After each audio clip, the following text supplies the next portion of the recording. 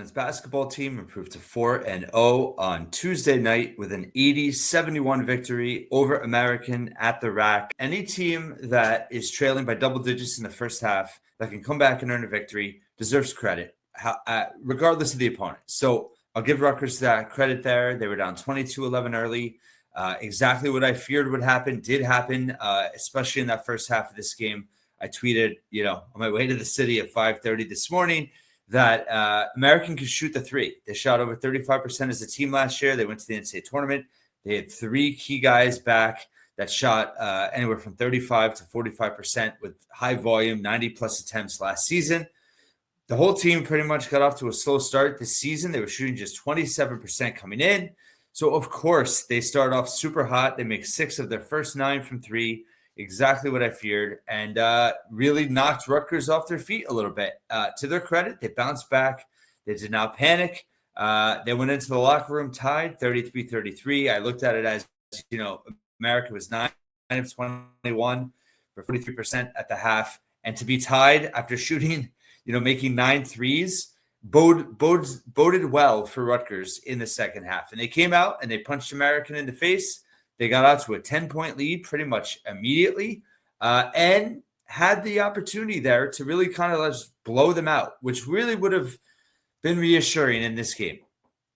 Didn't happen. Again, I'm going to stay positive. We'll get back to the concerns that came from this game once again. Dylan Grant, legit, did not mean any offense when I said he'd probably be the 5th best player on a really good Big Ten team or a good Big Ten team. Maybe he'd be 3rd or 4th player on a NCAA tournament team. I meant more like a top 5 team. But regardless, the development of Dylan Grant is a credit to him, a credit to the staff. He looked the part once again. Work on its consistency and kind of it's like in the middle of games, he's realized guy, and then he turns it on. But he's got to realize now that he's the guy all the time. And he's got to come out at the start of games and be the guy for Rutgers if they're going to have a chance to beat better teams. So I think that's kind of the learning lesson for him so far. But he has played smart basketball when he slashes to the rim, uses his athleticism. I think he's a little crafty. He's shooting a high percentage. He shot over 50% once again tonight, 7 of 12 from the floor, 7 of 9 from the foul line. He's been very good from the line this year, 11 rebounds. He's just been very consistent, very steady. And when Rutgers needs a bucket and someone to kind of stabilize the offense, it's been Dylan Grant, unquestioned, and super encouraging for him. And Rutgers certainly needing a go-to guy on this team, and it's obviously Grant at this point. In terms of shooting overall, Rutgers outstanding from the foul lines tonight in a game they had to have. 24 of 30, 80% high volume shooters or high volume free throws for Rutgers. Tariq Francis, 5 of 5 from the line. Jermichael Davis, 3 of 3. That's big for the both of them. Grant, 7 of 9. Buchanan was 6 of 9. Woolley was 2 of 2. And Zerno was 1 of 2. So really, just between Francis, Davis, and Grant, they shot a combined 15 of 17 from the line. That was huge. Credit to those 3 guys. Buchanan, 67%, but still not awful. Woolley, big for him, 2 points in the game, hit both his free throws. Big moment for the freshman, even though it came earlier in the game. So that was encouraging. They also shot 6 of 15 from 3. Not bad. Obviously, 40% is good. Not a high volume attempts, but they made a high percentage. You had Badalau, 2 of 3. Zerno, 1 of 2. Grant made his only attempt, and then Francis was just 2 of 7. But as a team, they were 6 of 15. Layups, finally, over 50%. They were shooting under 50% for the season. Their best shooting effort on layups was 13 of 25 last game. They were 13 of 20, 60%, 65%. Excuse me. It's late for me. Been up hours. 6 of 5. They had 13 of 20, 65%, 2 of 2 on Ducks. The thing that was encouraging was that Rutgers on their high percentage shots tonight were good. They were 80% from the foul line. The problem is they took 30% of their shots from mid-range, and they were just 4 of 16 for 25%. Again, I'm supposed to stay positive here, but I deviated there a little bit. So let's just get into it. I mean, modern basketball, shot selection, 30% of your field goal attempts, even if you make 70%, right? It's not a sustainable, it's not a high percentage look. It's not a layup or dunk. It's not a 3-point, which is high reward. It's not, and they were 4 of 16 against a team that plays no defense, basically. So that's concerning. The defense, again, I talked about it coming in. American can shoot the threes. I think the most discouraging thing for me in the game was that American that came in not even shooting well from three, but they do one thing well. Last year, an NCAA tournament team, they shot 35% from three. They do one thing well. You knew the game plan, how they had to stop American, and they couldn't really stop them. American was 12 of 32 in this game for 38%. They were 9 of 21 in the first half. They were just 3 of 11 in the second half. They missed their last 4 in desperation time. But you're talking about a two possession game in the last minute of the game. American making 12 threes. You knew that you had to stop them from 3, and they couldn't do it on a consistent basis. And American missed some open shots. So I think that's pretty concerning from a defensive standpoint. Rebounding, American is a very short team. Rutgers just plus 10 on the boards. American actually had 2 more offensive rebounds than Rutgers. Rutgers did win the second chance points margin 16-10. Rutgers did get out and run, which I liked, 21-9 in fast break points. However, they just forced 1 steal in this game. So defense, again, I just go back to, is Rutgers winning in a sustainable way for Big Ten play? And honestly, I just felt like tonight, once again, they're not. This defense has to be really strong for them to win Big Ten games on a consistent basis. And it wasn't tonight. You're not being a disruptive defense. You're not pressing enough. Your guards are smaller. You're not, getting into passing lanes as much. You're not disrupting shots as much.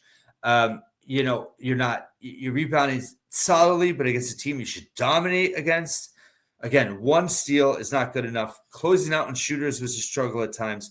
Shooting awareness, right? Where the shooters are on the floor. The defense has a long way to go. Offensively, listen, they made high percentage shots at a high clip tonight, and that was super encouraging. We'll get into the individual performances in a minute. But again, a lot of this was physically being better than American. Talking about press, they beat the press well, but your smaller guards are faster than everybody right now. What happens in Big Ten play when you're playing opponents that are just as fast as you and bigger than you? How are the small backcourt going to do that? Hopefully they can succeed, but it's a question worth asking. It's a question being concerned about. Can this team win in the ways they're winning right now? And I don't know the answer to that, but I'm skeptical. There were times where the offense just looks lost, where they just go into ISO mode, and that's not going to work in Big Ten play. It just isn't. We talked about Grant in terms of his stat line. Let me just go to the good old stat broadcast here in terms of what Rutgers was able to do. So you had Grant was team high plus 16 in this game. Jermichael Davis was the second best at plus 13, just 5 points and 1 of 5 from the floor. He did have 5 assists, 3 rebounds in the game, played a team high 35 minutes once again. 35 minutes, back-to-back games for Davis. That's a lot to ask for this guy. Listen, he's playing more under control. He's being a leader out there. He had 2 clutch free throws down the stretch. But again, can he be as efficient in Big Ten play? Tariq Francis, 6 of 13 from the floor, just 2 of 7 from 3, but was 5 of 5 from the foul line. 5 boards, 4 assists, just 1 turnover for him. J. Mike did have 3 turnovers, but Francis was plus 4. And actually, wow, a team high in this game was Badalau, plus 17, played 25 minutes, had 10 points, 4 of 8 from the floor, 2 of 3 from 3. Nothing else really too notable. He's shown some promise. I think I got some criticism for last recap, just being too negative. I think the one thing I kind of misspoke and didn't explain exactly what I meant was the Euros not working out. I just meant in terms of being major factors, right? I mean, Battleau had a tremendous first half in that second game and otherwise hasn't done a ton. But tonight, he was solid enough. I mean, if you get 10 points, 2 threes from him every game, I'll take it. But that's what he did tonight. Zerno, not a lot of minutes again, 7 minutes, did hit a three. Was 1 of 2 from 3, 1 of 2 from the foul line, just 4 points and an assist. And otherwise, they just don't have a lot of 3-point shooters. I mean, we knew Battleau, Zerno, Francis, and Davis were going to be 3-point shooters. And there's just not a lot else. Grant did hit his one, but that's concerning too. This team's going to have to hit some threes to beat Big Ten teams. And I just don't know if they have enough firepower from behind the arc right now. Shooting the way they did behind the line was encouraging. Making more layups this game was encouraging. Buchanan had another 10-point game. Did have 2 rebounds and assist. He played 20 minutes, was 6 of 9 from the line, 2 of 6 from the floor. Egbole, followed up his big game, which is 4 points, 4 rebounds, 4 fouls. Did have 3 blocks, but just not a lot of standout performances overall. The bench really hasn't shown enough to think that Pico's going to be able to dig deep in Big Ten play. I think the rotation's pretty tight at this point. Francis Davis in the backcourt with Grant, Egbole, Battleau, and then you pretty much have Buchanan. That's your 6th guy. And then after that, it's been kind of a crapshoot just in terms of minutes. Not a lot of established performances after Buchanan off the bench. This is not a particularly deep team right now. So, again, they're 4-0. We've seen this program lose to worse opponents early on in the season when they were a better team than they are this year, I think. We'll see. But so you credit the team for doing that and but the other point is American just lost to GW by 40 points. They did lose to Wake Forest by 14. They did beat Penn, but they just lost to GW by 40. The thing with Rutgers, and I'm going to their KenPom right now. So they're down to 95 now. They were up to 77 after the Rider game. And you've had 3 pretty low-ranked opponents in a row now that you have not been able to put away. They beat Maine by 12. They beat who's 298th right now in KenPom. They beat Lehigh 84-72. It's 272. In KenPom, they moved up quite a bit. Did they beat somebody of note? They beat St. Francis by 17 tonight. St. Francis is 360th in KenPom, but they got a big margin of victory there. And they beat American by 9, who's 287. So you haven't played anyone, and 3 of those 4 opponents that are some of the lowest ranked teams in college basketball, you could not put away in the second half. So to ignore that and say that's not a concern, I think would be unrealistic and a bit, jaded. I want to be positive about this team. I want to be excited about this team. They're a likable team. I think they play unselfish at times. I think they play hard. I think, this is much more of a Steve Pikiell team than we've seen in recent years. But I'm just not sold on things that I think they have to really excel at to be competitive in the Big Ten. I just haven't seen it yet. And, it may come. Obviously, Vegas is a huge test for them next week. But so far, it's tonight was a struggle. And, you're going to have nights like that, right? You are. And you got to win nights like that when you're not your best. But at the same time, here we are. And competition is going to ramp up really, really, really quick. You have Tennessee, who's what are they now? I don't know if they're top 10 or not. But in KenPom, they're 12. Then you have Notre Dame, who's 61st. Then a to-be-named opponent, probably be a top team.